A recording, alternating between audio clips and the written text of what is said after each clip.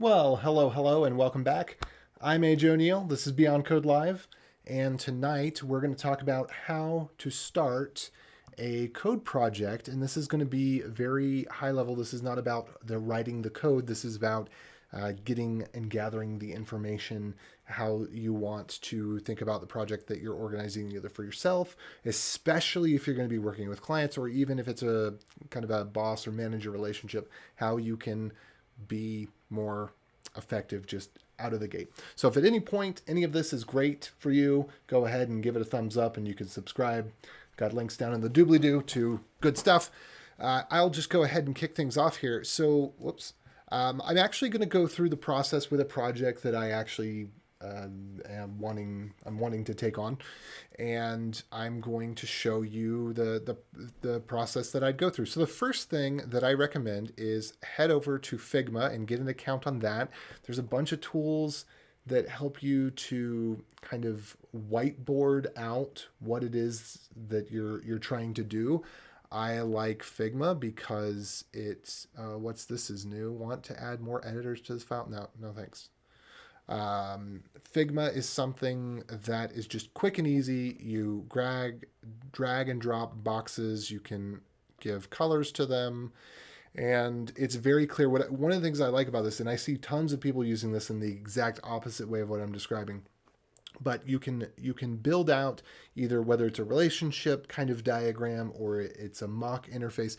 You can build out a very rough sketch of what you want, and I think that's really important, because if you try to give a more accurate representation of what you want or make it pretty, then you're probably going to do a poor job. You're probably going to get it wrong. You're probably going to waste a larger degree of effort on something that isn't going to come to fruition. And when you use a lower fidelity mock-up, it's more clear to people that this is low fidelity. This is not what the final result is going to look like. We're just going through ideas. We're getting communication and getting clear.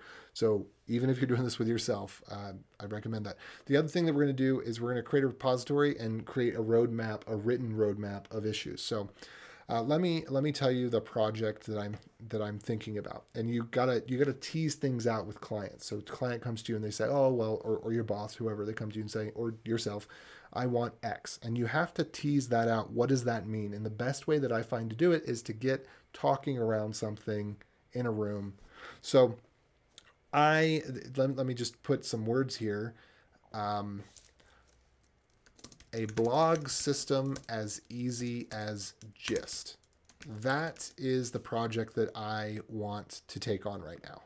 I really wish that there was a blog system, because Gist is kind of the de facto blog system on the internet right now. And that doesn't work really well because the URLs stink. They're all just random. So let's say I go here. So the URLs are completely random. It also kind of stinks because all the branding goes to GitHub Gist. None of the branding actually goes to the author, or very little of it. And so but it's super convenient. And so I go back and forth. I want something that's as easy as tweeting or easy as gisting. That's kind of that's the big idea, right? Now, how do you break that down into smaller pieces? Well, first, I would say for this project, I just kind of need a visual representation of what does it mean. So I'm going to just kind of put down here what gist is.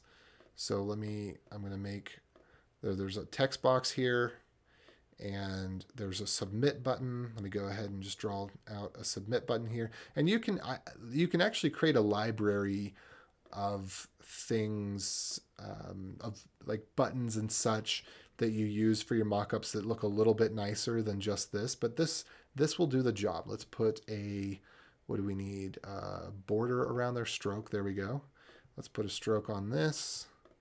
So we need to have a file name. That's one of the things that we need to have. So let's draw a little rectangle that's going to represent that. Again, we'll put a stroke on this. We'll make this white because it's an input. And maybe I could put the word in here. File name. We need, one of the problems with Gist is that it doesn't have, most blog systems have what's called front matter, and Gist doesn't have that. And that's the two things that make Gist not work as a blog. There's no webhooks. So I can't make a gist and then have it go build my blog, and it doesn't handle front matter. So actually, let me bring up just kind of here's an example of a current way that I'm solving this problem that I'm having. Okay, so I'm going to go here to my blog, and this is how I do this. Is I have a copy paste template with the YAML. I click new article. I go to a UUID generator and to a thing that gets me the time in mostly the right format. I copy the template. I paste it here. I copy the UUID. I replace the junk UUID. I copy the time, and I won't go through the whole process here, but I'm just kind of giving you the idea. Okay, how do we solve the problem currently? What is the current problem? What are the pain points, right? Like, why do I want to do this? There's lots of blog systems out there, so I want to do this. And this is what I would do with a client is I would walk through, okay, what's the current process? What does it look like? What is it that you're able to automate? What is it that you're not able to automate? And let's see, I guess it is 12 a.m. is probably what this is. So, you just kind of get to see, okay, well, the date format is not exactly in the right format. I've got these player options. I'm not actually going to do a YouTube video to this. Categories, this might be programming. I got to set a file name up here. So, whoops, my next blog post.md. Then I got to set what the permalink for that is going to be. My next blog post. And then all of this from the command line could be pretty easy. Oh, I need to change a title. My next blog post. So essentially I wrote the same thing 3 different times there. And then I got to have a good description. And this goes in meta information. So when you create a blog, there's meta information that's going to show up in search results. The description, the title, and there's the open graph image. So is a short description of the problem. The solution is X. This is how. That's generally what I do for the descriptions of my blog. So if I'm working with a client, I want them, if they have something that's already a solution, that's already a workaround, I want them to show me their current process. Because a lot of times they're not really good at articulating, I think that this actually wasn't so bad. A blog system that's easy as gist. Well, but we could say, okay, well, there's already Hugo, there's already Gatsby, there's already people. When I said I wanted this, people came up with other solutions. Well, I have a blog that I like. I have a template that I like. The problem is that the Git interface is not as quick and fast as I would like, even though we know the time information, the information that's necessary there. But gist is really, really good. I mean, I can take something, I can make it public instantly, I can share it instantly. So if I could somehow marry, the 2 things here. So I'm going through, this is my problem. I want to go through the process to rediscover my problem. So as I'm rediscovering my problem, what am I realizing? Okay, so this is a title. Let's go ahead and put some text in here if I can make this fit in here. Post title. But this can double over as file name. And what was the other thing? And URL slug. So it can kind of do all these jobs if we just say, in the general case, whoops, I actually want this to be 36. So we can take that in 24 down to 18. All right. So I'm going to define what are the components that are necessary for this system to come together. It needs to have a title, it needs to have some text, it needs to have some front matter. The front matter is the stuff that it seems like every proper blog system needs it. So again, front matter is this stuff here, right? So every blog system needs it, but it's something that like most of it could be auto-generated. So let's go ahead and say maybe there's an advanced button here. And I won't go fully into this all the way because I want to go on to the next steps, but I want to be real with you about how would I actually step through this and try to work through this. If I'm working through this with a client, this is what I'd be doing. I'd be saying, okay, let's identify the pieces. Because I want to get really clear. One thing, so you're much better off if you can do fixed bids. Basically, just take the time you think that it'll take you to do something, multiply by 10, and tell the client that number. And if you've got a really good idea of what the client wants, then you can potentially give them a fixed bid and make a nice chunk of change so they feel a greater sense of security. They feel like the value of what they're getting is met, and then you can get a little bit of extra change, but it's got to be scoped really tightly. If you can't scope things really tightly, you have to do hourly because there'll be scope creep. So this is one of the ways that like I'll work out milestones. So I'll say, okay, this first part, we're going to do this scoping, and we're going to do the scoping at an hourly rate of, say, $200 an hour. And so we'll spend an hour or 2 hours scoping, and that will be, we're doing the diagramming, we're making the description of what needs to be done, and then I'm going to come back and I'm going to say, okay, if I could get this done for you tomorrow, what would that be worth? And they might say, well, if we could just get this out of our hair, we've got $8,000 that we could put towards this. And I say, okay, well then, we need to, we kind of come up with what's the ideal solution, and then we'd have to scale back. So the ideal solution for me might be that in this particular case might be a total custom blog system that has everything that's implemented for, basically I copy Gist, but I get rid of this branding, allow you to put your own website branding on it, maybe be able to give you a list of recent blogs so you can go edit something really quickly, but copy the cool editor and all that, right? So that could be the ideal solution. And so maybe what I'm mapping out here is kind of the ideal solution. And then when I hear what the budget is, then I can start to say, okay, well, let's break this down into milestones. And give me just a second here because I wanted to make this underline. Oh, there we go. Cool. And I actually wanted to make it like more of a blue linky color.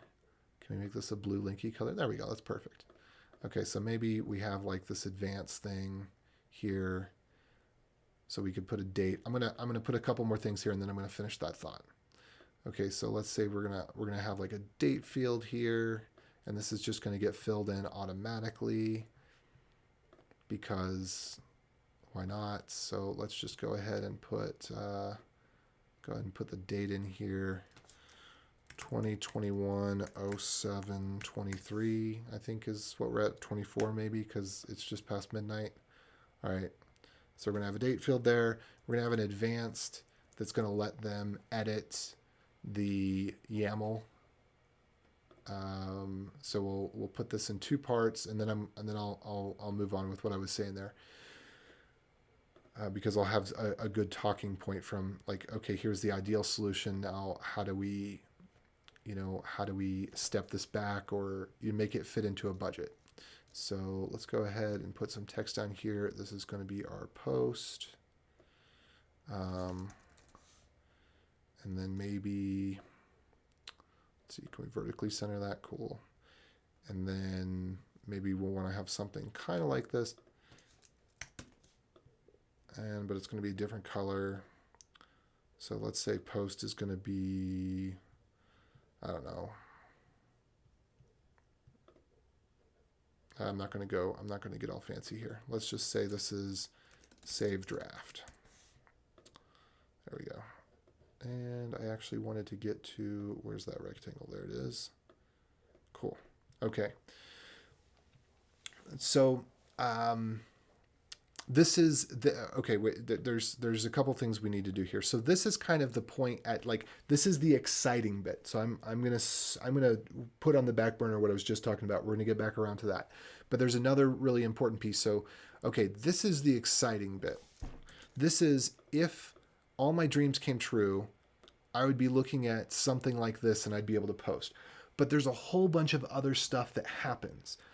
So one time I was working with somebody and they had this idea for the social network posting thing, and they had it designed by a designer, like here's what it's going to look like. Oh, it's so cool.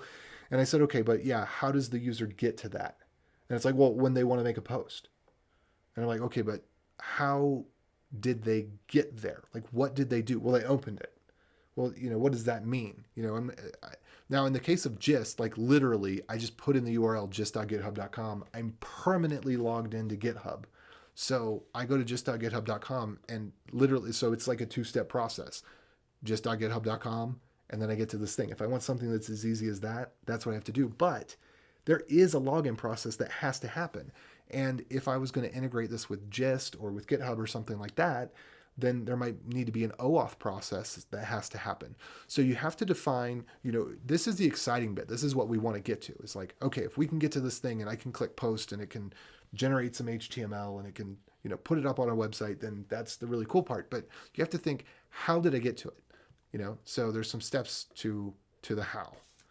And whoops. And the how, let's go ahead and put this back like that.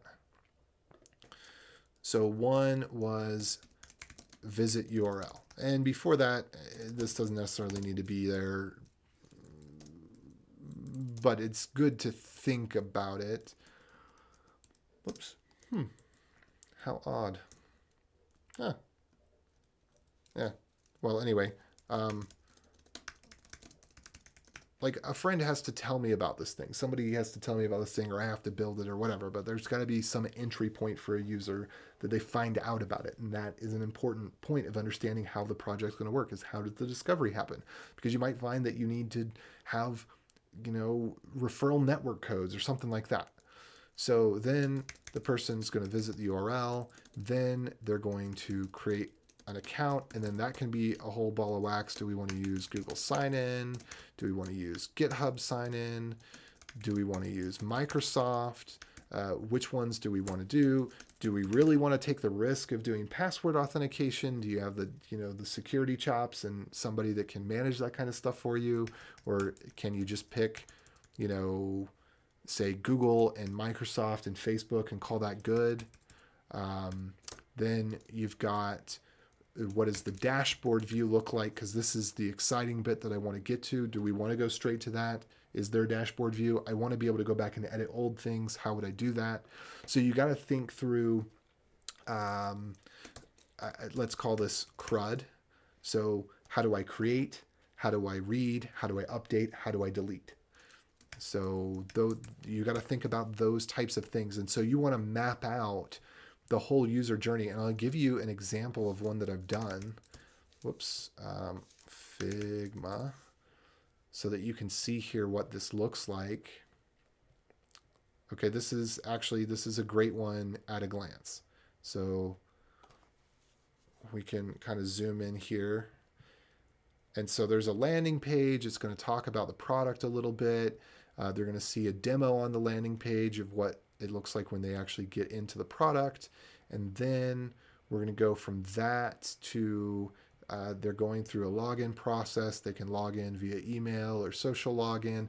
They're going to get an email. The email is going to give them some information. It's going to give them a button to click on.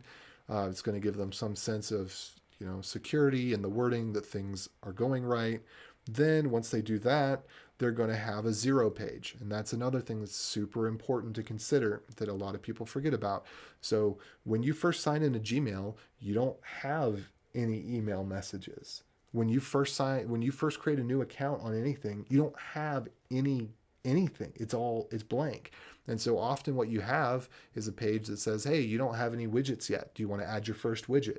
Hey, you don't have any contacts yet. Do you want to connect to Gmail to import contacts? Hey, you don't have any friends yet. There's some sort of onboarding process where when you go to a part in the page where everything's deleted, if I were to go to Gmail right now and I were to just inbox zero myself, I was just going to check everything and archive it all, then it would have some sort of pithy message that says, have you considered doing this? Or you've got your inbox clear, hurrah. Or maybe it puts an ad or a recommendation. I don't know. I've probably only seen the zero screen on Gmail 2 or 3 times in my life. Anyway, so you have to consider that sort of thing. Here, there's different parts of the product. So there's different ways that they'll get to different zero screens. There's a particular first time setup that maybe we'll want to include a tutorial video or whatever. We go through, there's some stuff where there's actually a little bit more advanced settings where it kind of feels like maybe it's the right time to set those up when you start the account, but maybe not because you don't actually have much to do with it yet. So maybe we want that to be in this flow. And then we've got another flow here where it says, okay, well, here's some options. Option 1 is maybe they go this way, or option 2 is maybe they go this way. And I'm not zooming in so that you can actually see these, but I just kind of want you to get the idea of you're trying to map out what can a user do. And it's good. I think it's good to get the ideas out, just to, say, well, what if you do this? What if you do that? What if you do that? And part of this might be you take some time to yourself once you've gathered some of the requirements, and you come back and you propose and you have a little discussion or whatever. But yeah, you want to be able to define, how does the person, here's the exciting screen. The whole purpose of this was right here. We want to get to a dashboard where we can see some charts and we can see some interesting information about a device. That was the impetus for this project. But then it's just the tip of the iceberg, right? This is why the client contacted me. They want to know, how do we do this? And this is what the reality of the project is. Okay? So that's what I'm trying to convey here, is that you figure out, you start with the most exciting part, and then you work to, okay, how do they get here? How do they get to the exciting part? And then once you've got that, then you want to start backing up and defining a roadmap that fits within the budget. So I'll get back to the budget piece. So the budget could be, I'm talking about with a client, but say it's with your boss or it's with yourself. How much time do I have this weekend realistically? Like, I want to be able to use this for myself. Come Monday morning, I want to have a blog system that's as easy as Gist. I'm not going to be able to get there by Monday morning. But come Monday morning, I want that. So I'm going to have to budget myself. If I'm talking with a client, we have to take a step back. Okay, what are the most important features of this? Where can we make compromises? In this particular, I'll get to the particular compromises that I'm going to make on this in just a second. Excuse me. So when it comes to the boss scenario, there may be, everything goes back to, it is a money budget, but it'll come out as a time budget, or it may be strictly time. Maybe the money, there's unending amounts of money, but it's strictly time, and throwing more people at a project doesn't make a project go faster. It often makes it go slower. So you say, okay, well, within the budget that we have, what are the most important pieces that we can get done, right? So the main thing that I'm going for in this project is I want something that's as easy as Gist. So Gist gives me, I give it a title, I give it a body, I click create public, and we're off to the races. So at the bare minimum, and then over here, the thing that's cumbersome about this is mostly stuff that could be auto-generated, right? So if I want to marry these two together, well, I did a little research, and there is a possible solution, which is basically I can create a hosted page on GitHub or wherever. I can create a hosted page that allows me to create these form fields, and I don't have to be authenticated yet. I don't have to worry about that whole process and doing the OAuth with GitHub to getting access tokens or any of that. I can just hard code this so that it's connected to my Git instance in this case, or GitHub instance. There's a similar solution. I can fill out the information, have it automatically fill out the date. That's not a problem. I can have it take the post title, and I can have it automatically turn that into a slug. So what I mean by that is, see if I can get this. A slug is, no, I don't want rectangle. Let me back up here. Post title. Yep, that's what I want. Toot. Okay, apparently I have this selected right now, but it's just too far down. There we go. So title becomes post title, file name, URL, slug. Oops. So I can put in one piece of information. I could have JavaScript just fill out the YAML bits for me. and then I could write my post, and I'm not going to get any syntax highlighting in this first pass, which, whatever, it's okay. The main thing is actually the metadata. That's really the random ID. So I had in here as well, there was a UUID that it needs, and it needs that for discus comments. There's a 4 in there somewhere, and then I think there's like an 8 or an E after it, yada yada. Okay, so if I can just really, it's not even the body that I need to worry about, because I'm not going to be able to build out the body. So what I could have is a create post. Whoops. Let's make this wider. Let's make the rectangle underneath of it wider. I probably, oops. What am I doing?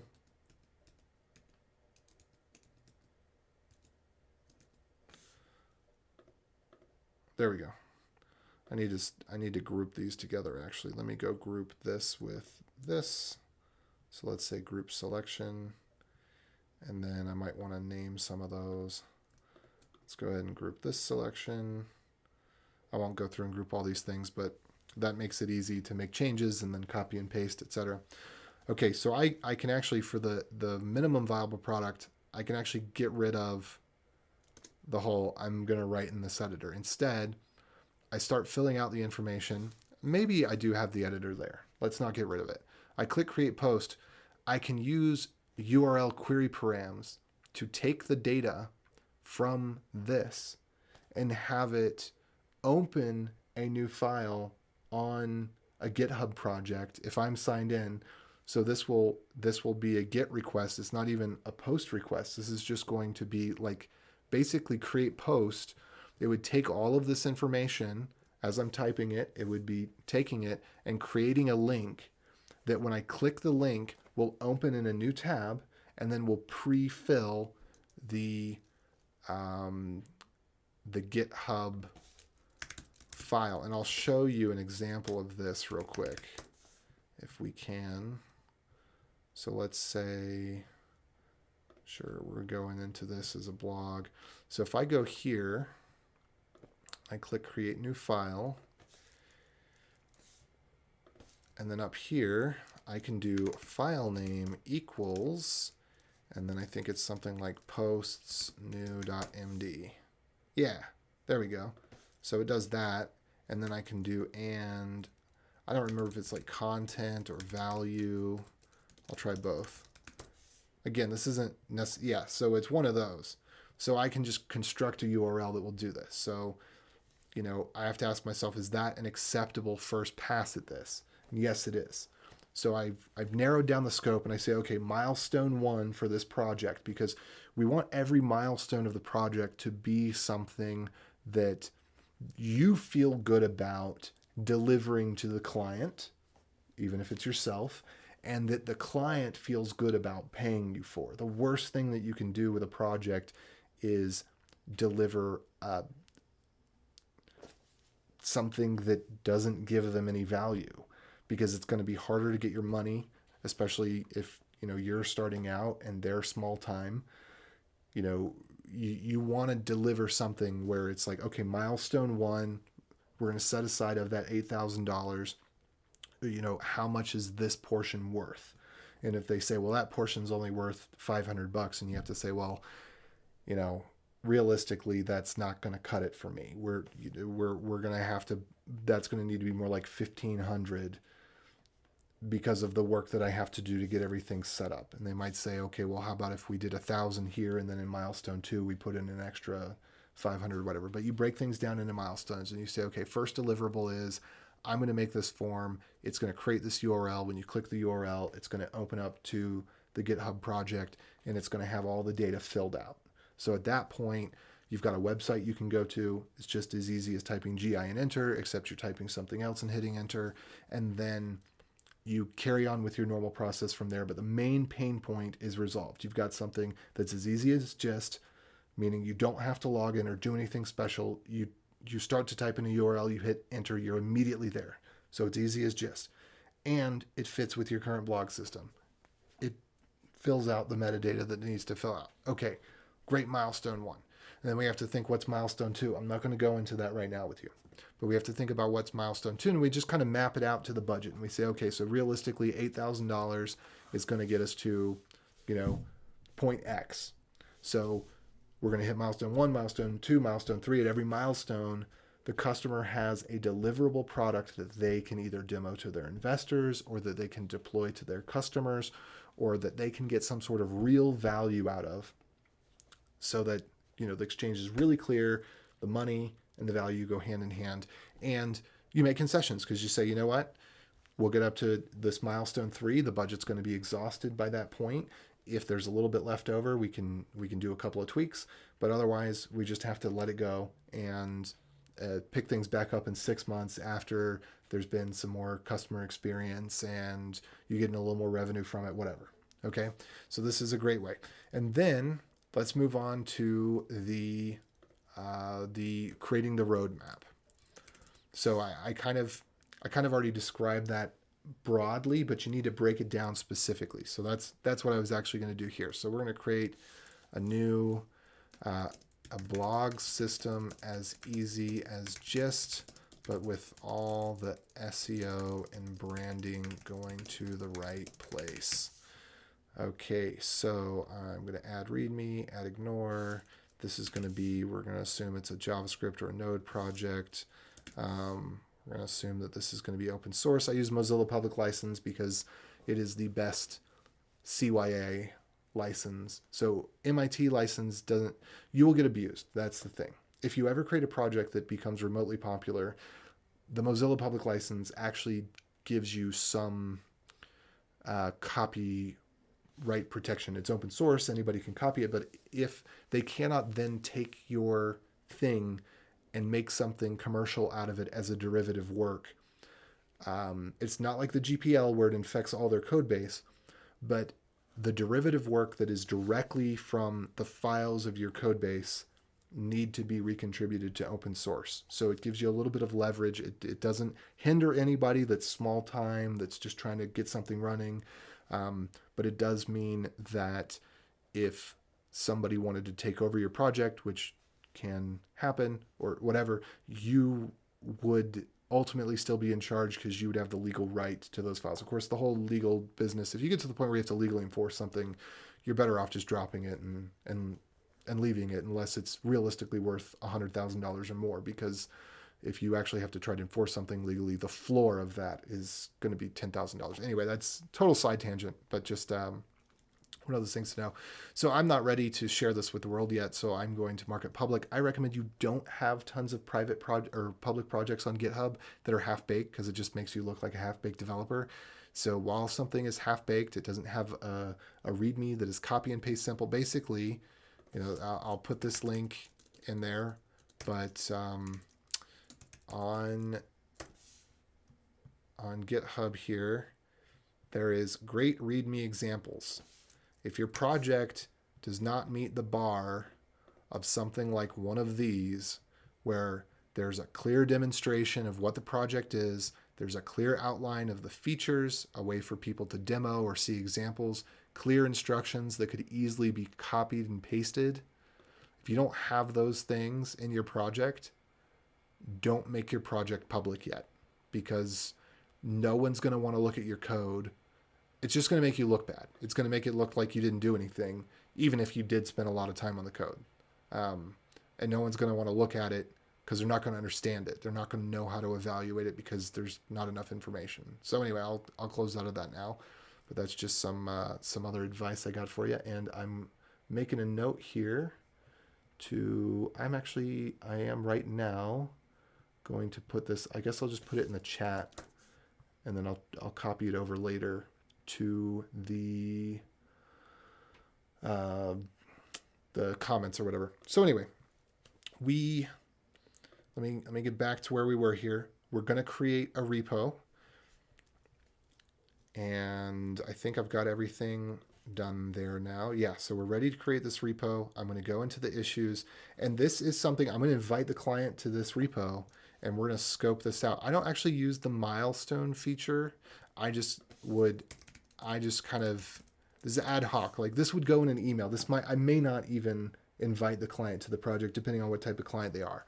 But I'll say milestone 1, and this is for me. So we're going to do pref with title / file name and YAML and content. This is probably too long, but generate link that opens GitHub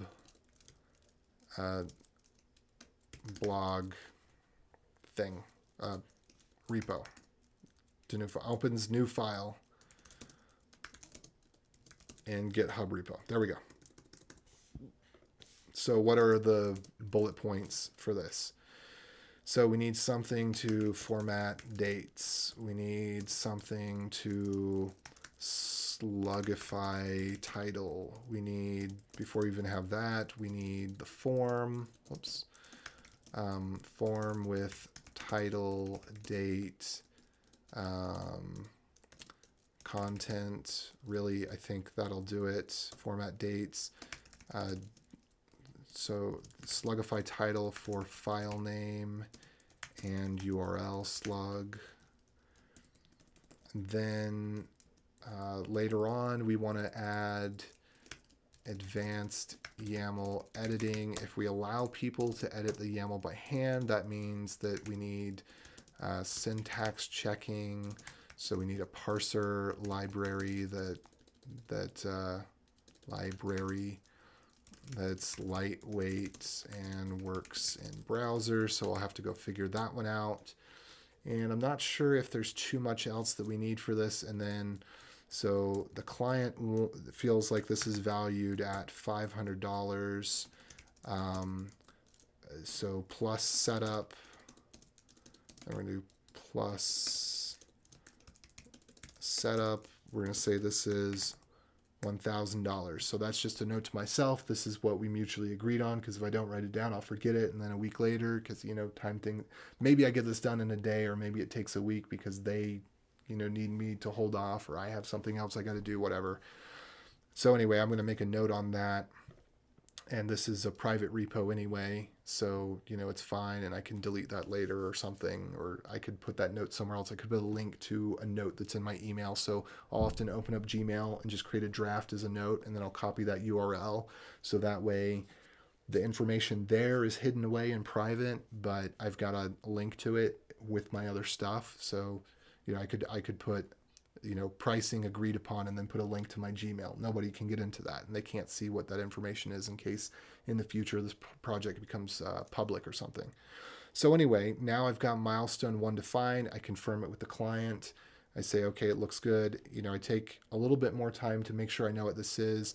I take my original idea that was our wow. I back out of that and I say, okay, so we've got our wow, and we've got our now. So let me update the now, and I might share that with the client as well. Say, okay, so this is what we want to work towards. This is, milestone 4, or this is like what we're going to get to in 6 months after working together for a little while and more income coming in from investors or whatever. But this is what we expect. Milestone 1 is going to look something like this. Milestone 2 is going to look something like this. And then maybe we draw some big boxes around it as well. So let me just, they throw this all the way down the bottom, and then we'll color this in, pink. And it's like, okay, these are the pieces that we're focusing on for milestone 1. And maybe there's some other things like the authentication. We're not focusing on that yet. Maybe there's some other stuff like the editing. We're not focusing on that yet. But I just got a good visual representation of like, okay, this is milestone 1 stuff. This is milestone 2 stuff, and so on. And so get some visual communication, get some written communication, sync that up. I'm in a good space. And then I want to loosely define the other milestones as well. And again, sometimes I do this in Google Docs or an email, or however it is that with the technical level of the client, the communication patterns we've established that we want to do. But let's say milestone 2 would be, actually for me, I know what this is. This is going to be implement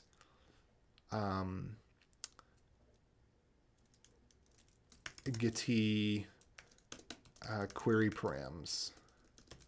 So Git is what I'm actually using for my blog, and it's where my webhooks are set up so that when I, like if I were to just click on this right now, commit changes, it's going to run a build step.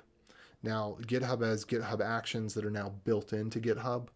Before you had to use other things to do that. So I have a thing called Git deploy, and it runs on my Git. It listens to webhooks from my Git instance, and actually also from GitHub. And it's very, very similar to the concept of GitHub Actions, but way dumbed down. Just runs a bash script. Like I just really simple and easy to use. In comparison to having dozens of lines of YAML for every one line of actual what it's supposed to do, that has been my experience with GitHub Actions. But that aside, for me, the next piece that I'm going to need to do for this is going to be implement Git query params. And if I can, I actually already have an issue open on there, so I just want to do Git query Git GitHub query file name. I think those are good search terms that might bring me directly to it. Now let me go into GitHub Git because they, whoops, no. They still haven't moved Git to Git. It's still being hosted on GitHub. But if I go here to issues and I check where I am the author, then we can see here, this is actually a really good example of open source communication, I think. So I say, hey, here's what currently is possible. Here's what GitHub allows you to do. I would like to add this feature to Git. If I added this, is it acceptable? How could I find the JavaScript file I would need to edit for this? And where would I add documentation? So I'm trying to help the maintainer as much as possible to say, hey, like I would do this if you can give me this information and tell me that, give me just enough direction that I know that I'm in the general right area and doing the right thing. And so they did great stuff there. So I'm going to go ahead and take this. I'm going to bring it over here.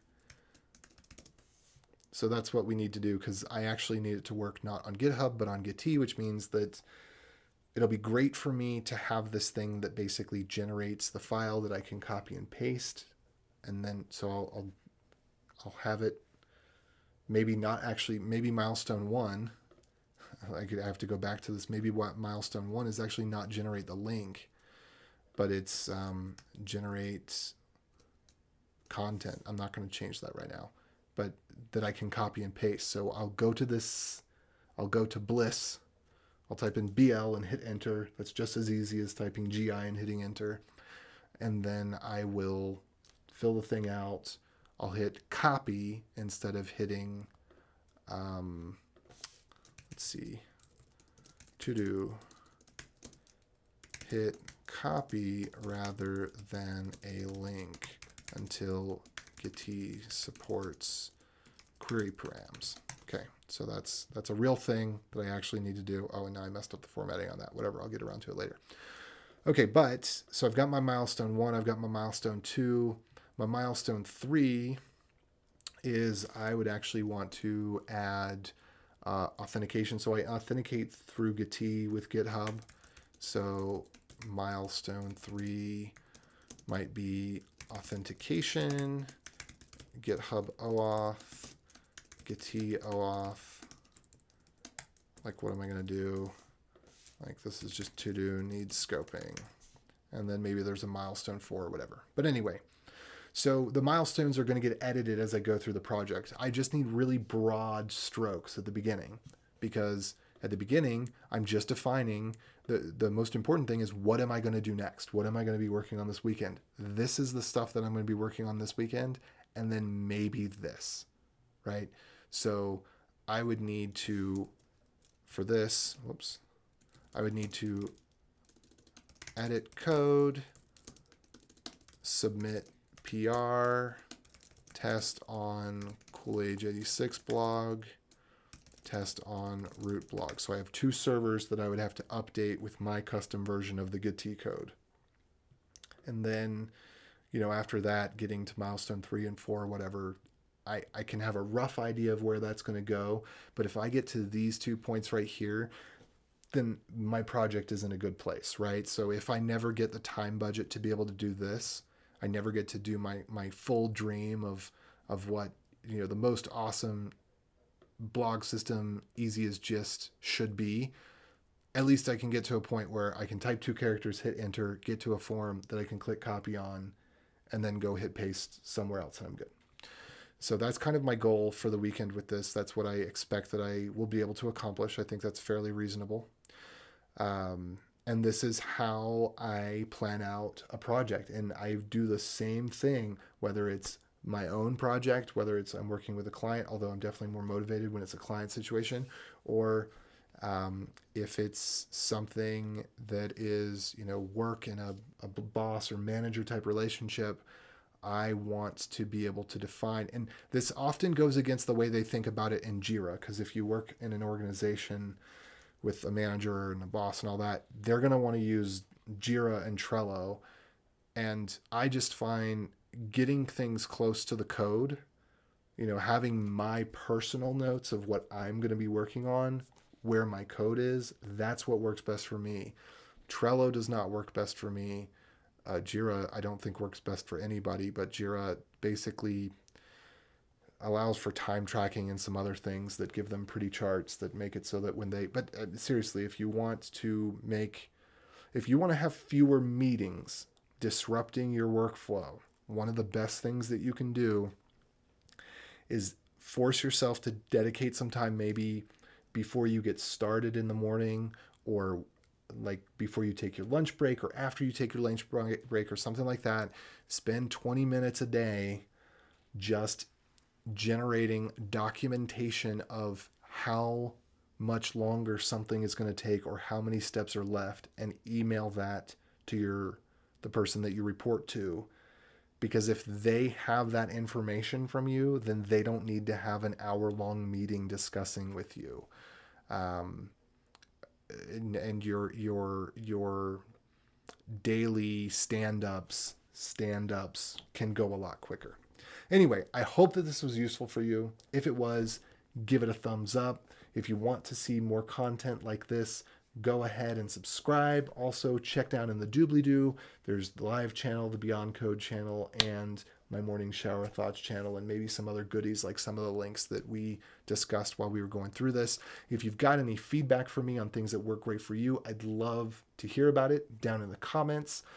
If you've got something that you'd like me to expand on a little bit more or talk about in another video, again, let me know in the comments. I hope that you have the best night ever. And with that, adios.